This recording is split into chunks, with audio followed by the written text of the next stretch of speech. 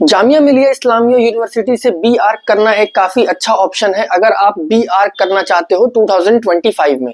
इस वीडियो के अंदर डिटेल में बताऊंगा क्या एडमिशन प्रोसेस है, बी आर्क में एडमिशन लेना है अगर आपको जामिया मिलिया इस्लामिया यूनिवर्सिटी में। तो और भी बहुत सारे डाउट्स हैं कि इसके अंदर एक नॉर्मल बी आर्क है, एक बी आर्क सेल्फ फाइनेंस है, क्या एडमिशन प्रोसेस है, इसके रजिस्ट्रेशन कैसे क्या है, सब कुछ बताऊंगा। साथ ही यहाँ पर अगर कोई एग्जाम एक्सेप्ट होता है तो उसकी कट ऑफ क्या जाएगी, और उसके बाद जो है इसमें क्या सब कुछ है, कॉलेज कैसा है, प्लेसमेंट कैसी है, फीस और सारी चीजें इस वीडियो के अंदर जानेंगे। सो वीडियो स्टार्ट करते हैं।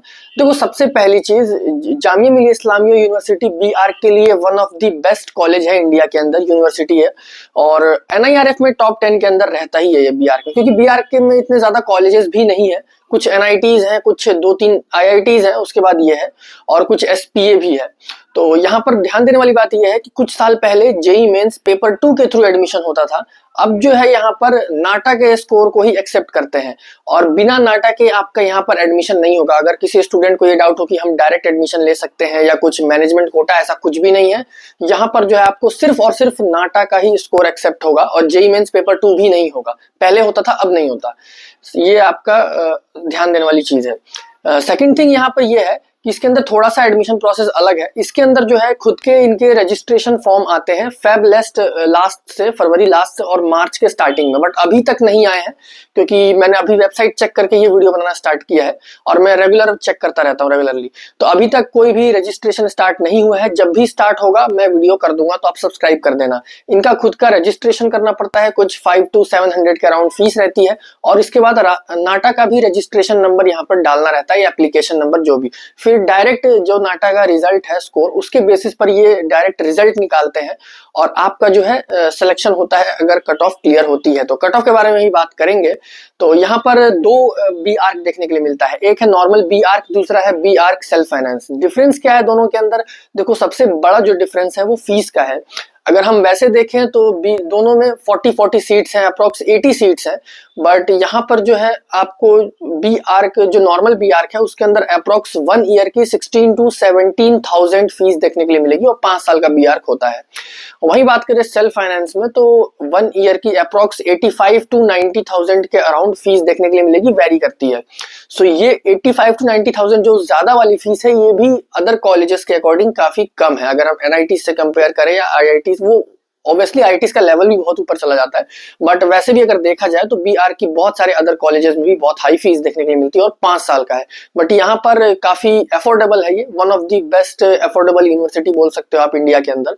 सो ये इसका प्लस पॉइंट हो जाता है। बाकी इसके अंदर हॉस्टल सेल्फ फाइनेंस में मिलना ईजी नहीं होता, इस चीज का ध्यान देना है। वैसे भी ईजी नहीं होता मिलना, रेगुलर वाले को अगर आप अच्छा रैंक, अच्छा स्कोर, इंटरव्यू भी होता है हॉस्टल के लिए, तभी जाकर हॉस्टल मिलता है, और सेल्फ फाइनेंस के लिए तो बहुत मुश्किल है। सेकंड थिंग, यहाँ पर जो है और कोई भी इतना मेजर डिफरेंस नहीं है, और यहाँ पर आपको पता है ब्यूटीफुल कैंपस है, 250 एकर्स के अराउंड का कैंपस है, काफी डाइवर्स है, क्योंकि यहाँ पर सिर्फ आर्किटेक्चर या कोई आर्किटेक्चर स्कूल नहीं है ये। इसके अंदर काफी सारे अलग कोर्सेज देखने के लिए मिलते हैं, चाहे कॉमर्स होगा, इवन PhD से लेकर सब कुछ। अब बात कर लेते हैं यहाँ पर कट ऑफ की।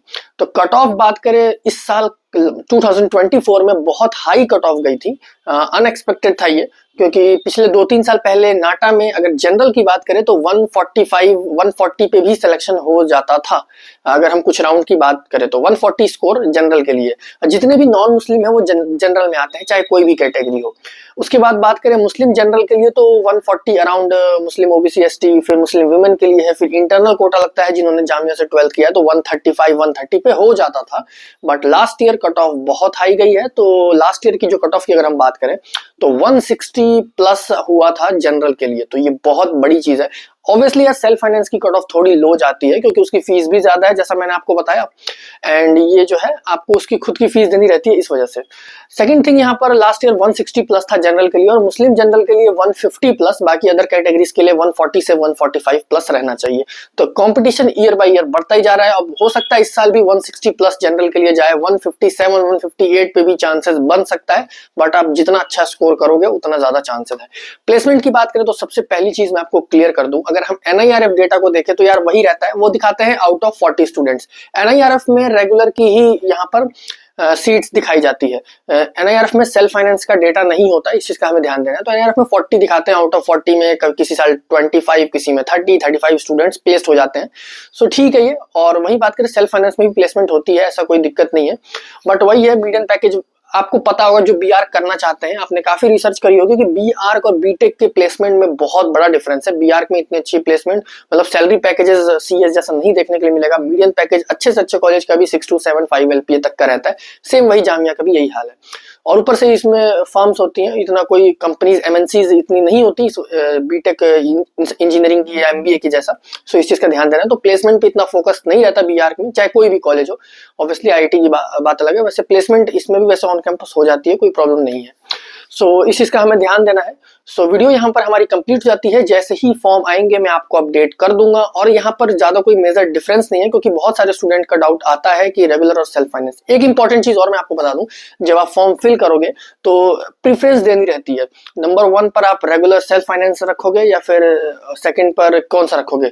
तो आपको सिंपली नंबर 1 पर जो है नॉर्मल बी आर्क रखना है, सेकंड पर बी आर्क सेल्फ फाइनेंस रखना है। ये रजिस्ट्रेशन करते टाइम ही पूछेंगे आपसे, तो अगर आपने गलती कर दी तो बाद में आपका 1 ईयर वेस्ट हो जाएगा। आप नॉर्मल रखो, उसके बाद सेकंड पे रखो सेल्फ फाइनेंस। और अगर आपको सेल्फ फाइनेंस लेना ही नहीं है तो आप सिर्फ 1 पे उसको रखो। बट यार वैसे लेना चाहिए, क्योंकि one of the best option है इंडिया के अंदर, अगर हम कम फीस में देखें तो। बाकी वीडियो कंप्लीट हो जाती है, कोई डाउट हो कमेंट्स में पूछो, और सब्सक्राइब करने के बाद बेल आइकन प्रेस कर देना। ऐसी वीडियोस मैं रेगुलरली लेकर आता हूं।